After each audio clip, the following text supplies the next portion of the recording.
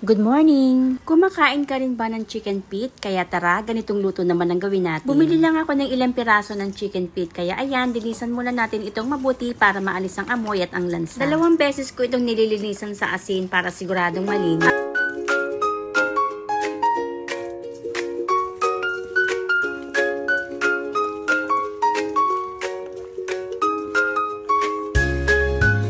Pagkalinis, pinakuluan ko lang ito ng 10 minutes sa luya, dahon ng laurel, asin at ng paminta.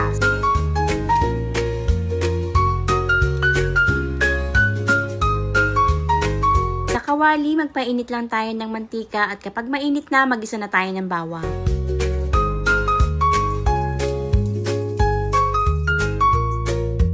Pagkagisa, isunod naman natin ang ating sibuyas. Haluin lang natin hanggang maluto ang sibuyas at pagkatapos, nilagay ko na rin yung paa ng manok.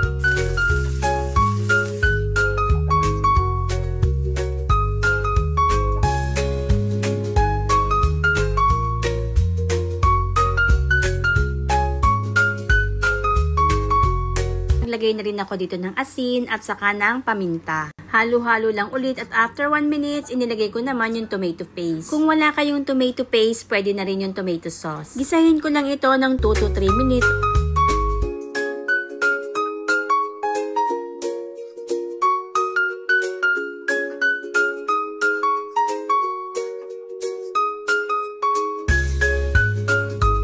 At pagkatapos, inilagay ko naman yung Sprite. Yung Sprite, isang boteng maliit lang ito kasi konti lang naman yung paa ng manok.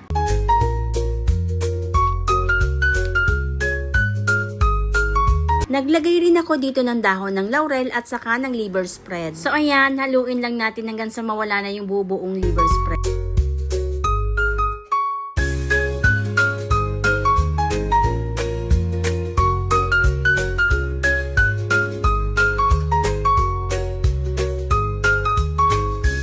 At pakuluan lang natin ito hanggang sa lumambot ang ating chicken feet. At i-check din natin ito kung okay na, para kung kulang naman sa sauce, pwede tayong magdagdag. At tikman din natin ito kung okay na sa atin ang timpla.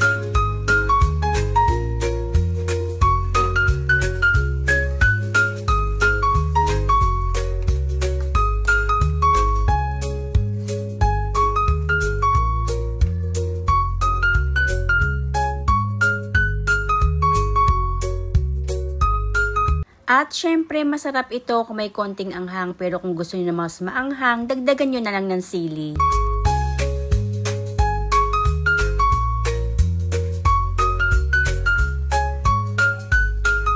At dahil luto na yan, maghain na tayo. Thank you for watching. Please don't forget to subscribe.